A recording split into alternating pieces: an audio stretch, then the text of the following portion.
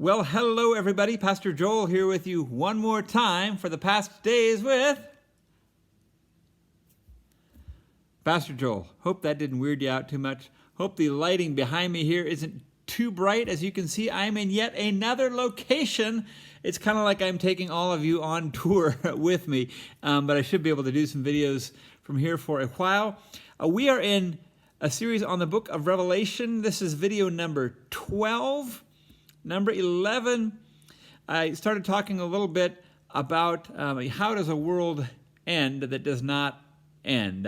How does a covenant end that does not end? And I want to do just a little bit more discussion of some of this very dramatic, expressive judgment language. Let me just recommend that you go back and maybe watch video number 11 as it sets this up a little bit. And you might even want to go back and watch the rest of the series, as there's a lot of introductory material that's helpful for you. And then in video number 5, I started going through some of the main characters of Revelation. We talked about Jesus.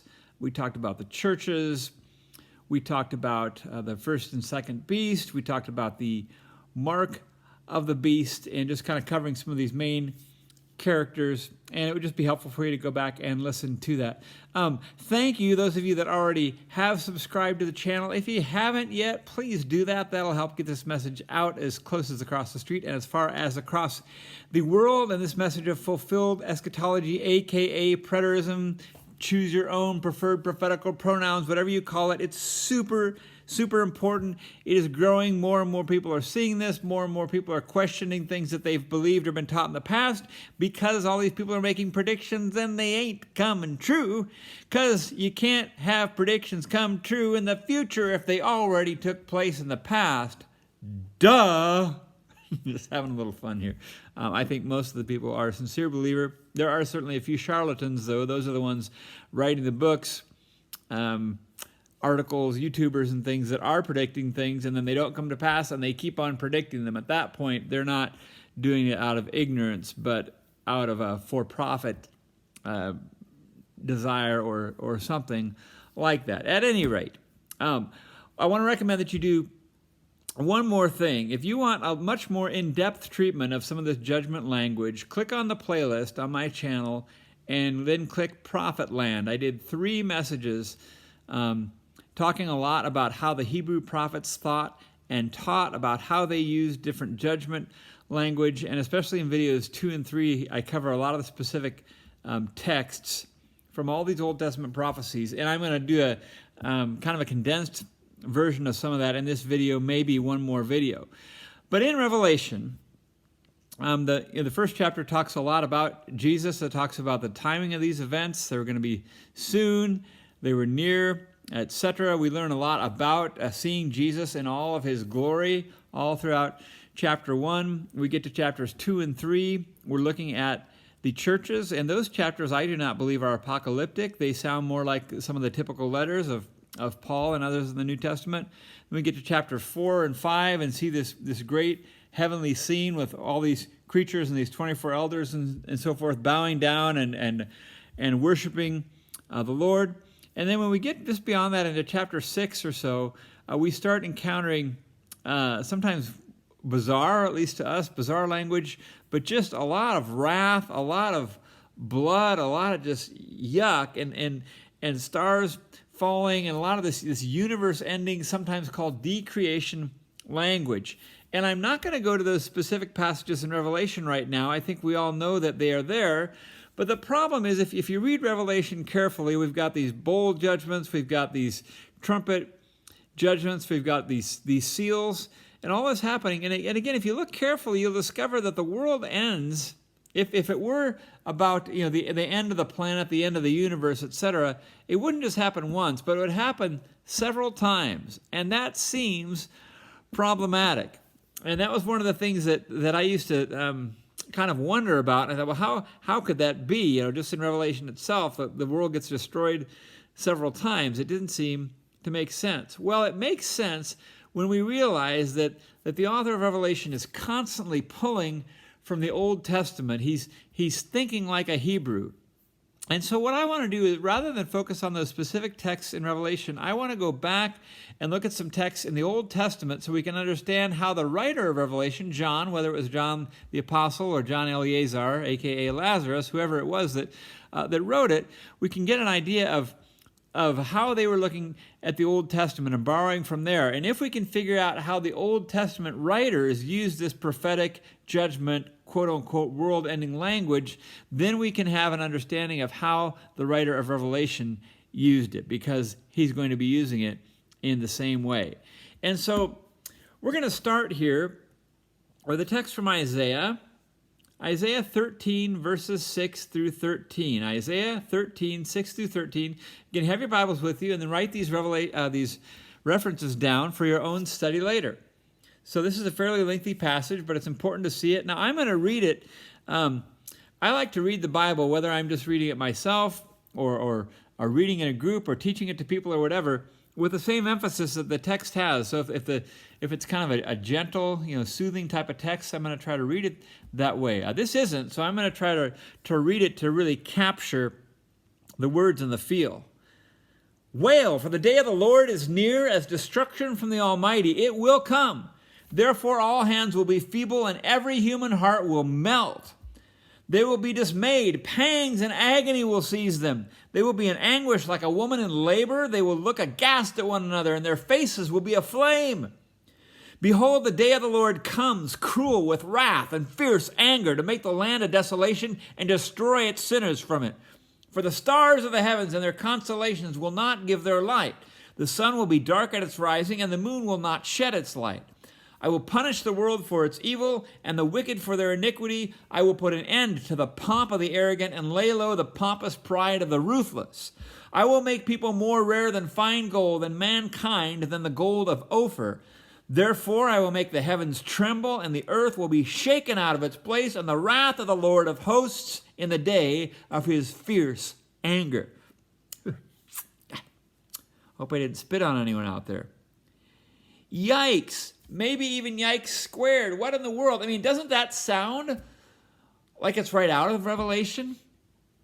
And that's sort of the point.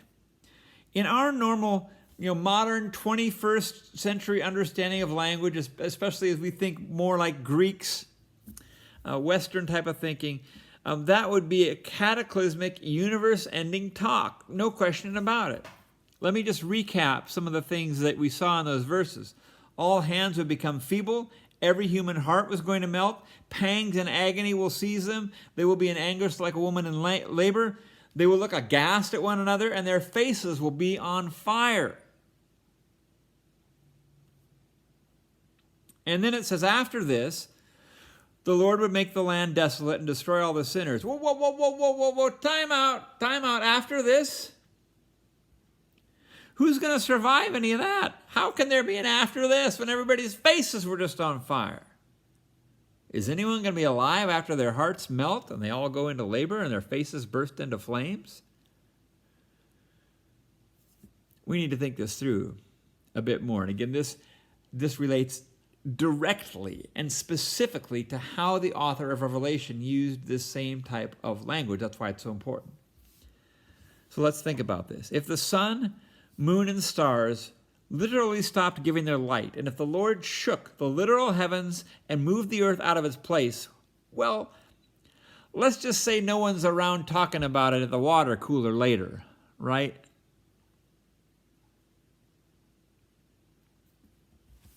And notice verse 11 said, I will punish the world for its evil and the wicked for their iniquity. Now that certainly sounds like universal judgment for everyone, no question about it. And as you're sharing these truths of fulfilled eschatology, especially when it comes to this prophetic judgment type of language, you acknowledge that.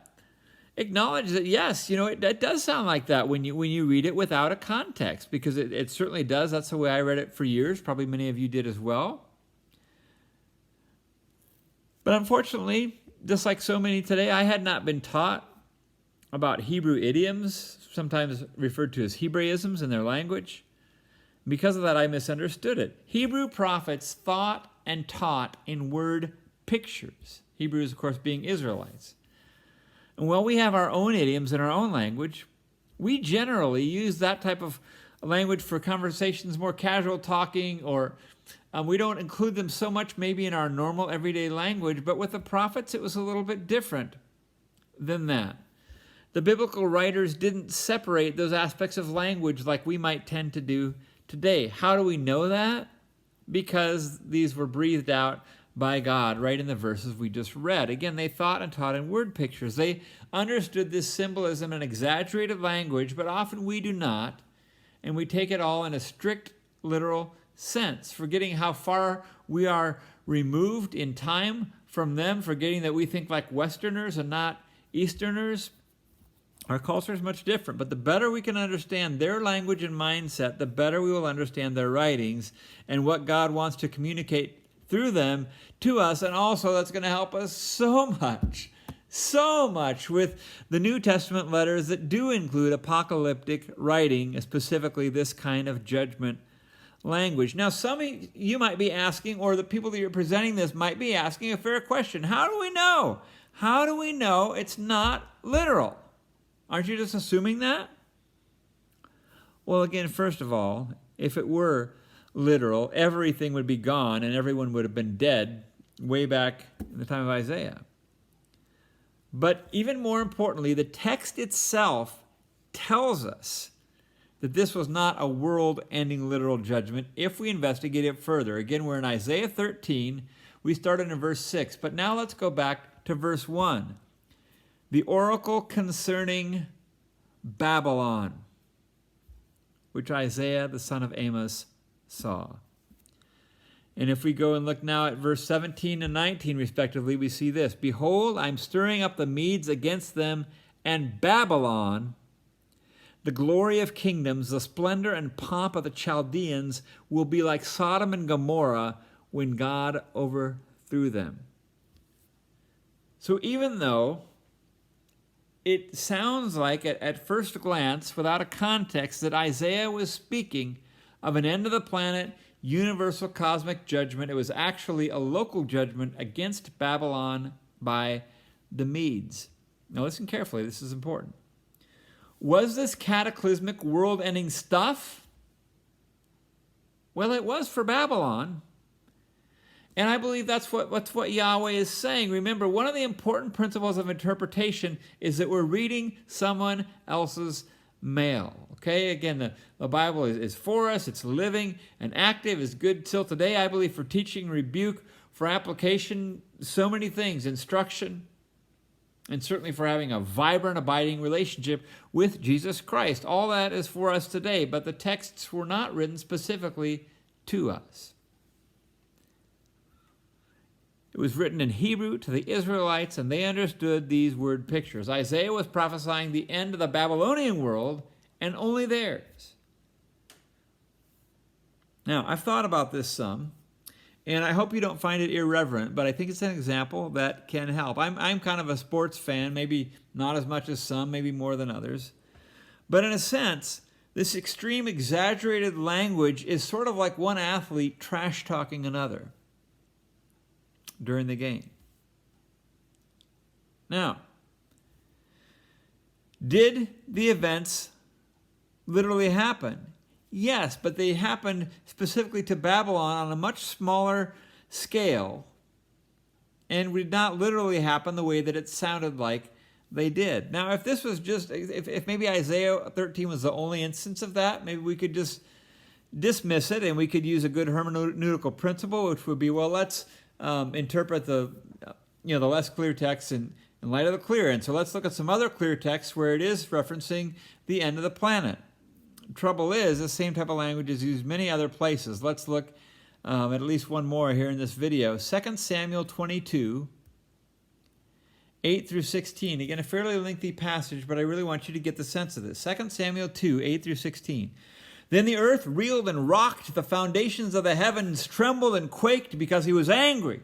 Smoke went up from his nostrils, and devouring fire from his mouth, glowing coals flamed forth from him. He bowed the heavens and came down. Thick darkness was under his feet, and he rode on a cherub and flew. He was seen on the wings of the wind. He made darkness around him his canopy. thick clouds, a gathering of water. Out of the brightness before him, coals of fire flamed forth. The Lord thundered from heaven, and the Most High uttered his voice. And he sent out arrows and scattered them, lightning and routed them. Then the channels of the sea were seen, the foundations of the earth were laid bare at the rebuke of the Lord and the blast of his breath of his nostrils. Now, notice some similar language that we saw in the Isaiah 13 passage. The earth reeled and rocked.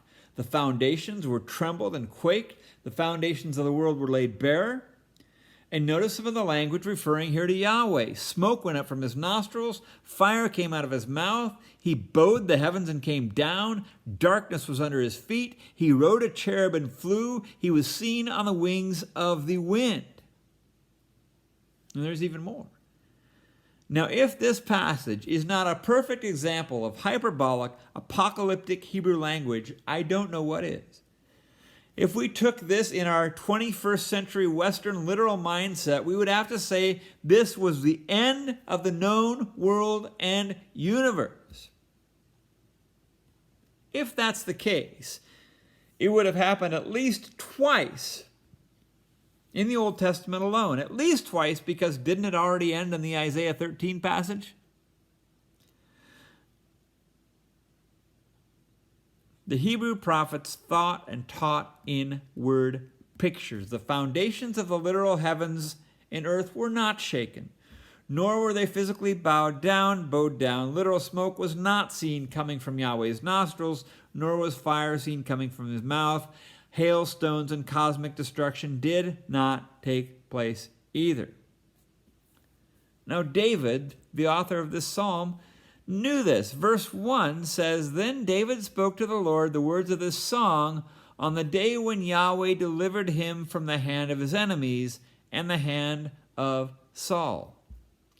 But David wasn't writing in our Western literalistic mindset and worldview. He wrote this entire passage in his own Hebrew language's nuances and metaphoric idioms. He's describing how Yahweh defended him from his enemies and from Saul. If we're going to correctly interpret Bible passages like this, and there are a bundle of them in Revelation, it is imperative that we learn to read and think and understand as an Old Covenant Hebrew would. Now, ultimately, we may never get there completely, but with a little effort, we can get pretty close. Did you also notice, interestingly, that in verse 22 it said God came down, that he flew on the wind with thick clouds? Yet Yahweh was never literally seen on the wings of the wind, and he didn't literally, visibly, physically come down. What Yahweh is trying to explain is that when David was seen defeating his enemies in a battle or escaping from Saul, it was Yahweh who did it, and David described this as God coming. Now that ought to ring a few bells. Ding-a-ling-a-ling-a-ling, Jesus coming on the clouds in the glory of the Father? Why would he have come in a different way than the Father came? Let's just look at one more here. This is Judges 5, verses 4 and 5 and 13. Judges 5, verses 4 and 5 and verse 13. Yahweh, when you went out from Seir, when you marched from the field of Edom, the earth trembled and the heavens poured and the clouds also poured water. The mountains gushed before Yahweh, this Sinai, before Yahweh, the God of Israel. Then the survivors came down, the people against the nobles, and Yahweh came down for me against the mighty. Now notice, we see some similar things here. The Lord went out, the Lord marched, the earth trembled. It said the mountains gushed. In verse 13, Deborah says that Yahweh came down to fight the mighty. It would have been the Canaanites for her. What were Deborah and Barak referring to in this passage? We know if we look at Judges 4. Again, context is king. Let's go to Judges 4, 13 through 15 and 23. Then we're going to wrap this up. So Sisera gathered together all his chariots, 900 chariots of iron, and all the people who were with him from Harosheth Hagoyim to the river Kishon. Nailed those. Then Deborah said to Barak, "Up, for this is the day in which the Lord has delivered Sisera into your hand. Has he not gone before you? So Barak went down from Mount Tabor with 10,000 men following him, and the Lord routed Sisera and all his chariots and all his army with the edge of the sword before Barak, and Sisera alighted from his chariot and fled away on foot. Verse 23, so on that day God subdued Jabin, king of Canaan, in the presence of the children of Israel. Now, this is a lot to take in, but just hang with me.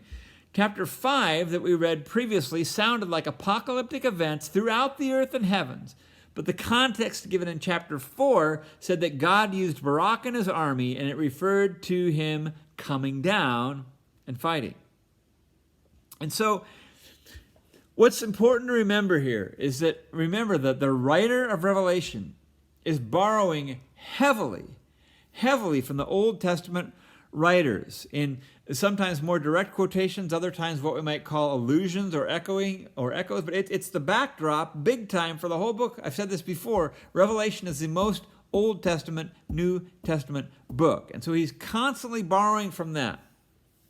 He's writing to the same people. Sometimes we make this a huge mistake where we think once we get to the New Testament, there's this dividing line and everything is different. The New Testament is written to the same audience in general, the Israelites, Old Covenant Israel, as much of the Old Testament is. And then, of course, the Gentiles are coming in too, but it's the same people, the same culture, the same worldview, the same mindset, etc. And that's so important. And here, in summary, the idea is this. John is using this language exactly the same way that the Old Testament prophets did. Jesus used it the same way, as did Peter, as did Paul, and the other New Testament writers. They were the same people. They had the same worldview. They understood perfectly what the prophets were trying to communicate and how they were trying to communicate it, and they used language in the same way. We have no right. In fact, we are making an error, a huge error, when we say, well, all of a sudden, when we get to the New Testament, and particularly in Revelation, since that's what I'm teaching through, well, now, even though that language is used exactly the same way as all the other prophets used it, well, now it was to be made and communicated literally. That's bad hermeneutics. That's bad interpretation. We interpret the Scripture by allowing the Scripture to interpret itself. And over and over and over, there's many more passages that talk about the same language that when we first see it, it sounds like a world-ending event, but we know historically that actually it was about local judgments, and many of them we know when they happened. They've already taken place, so clearly they were not about some future end of the planet. And furthermore, the whole world and universe would have been destroyed several times in the Old Testament alone. He's using language, the author of Revelation, in the same way it had been used for hundreds and thousands of years, and using exaggerated, hyperbolic language to discuss what was going to happen in a local judgment, which I believe to be the judgment of Jerusalem that culminated in the destruction of the temple and so on in AD 70. That is what Revelation is about, and it's using the same type of language that other judgments were using earlier about other nations. Okay, so important to get that concept. And so with that, let me remind you to like, share, and subscribe if this is helpful to you. If it's not helpful to you, do it anyway. If you want. It'd be really nice. Remember to share this content with people, not only people that might agree with it or be interested, but people who don't also. I like to engage with them as well. And with that, I'll say Pastor Joel saying bye for now.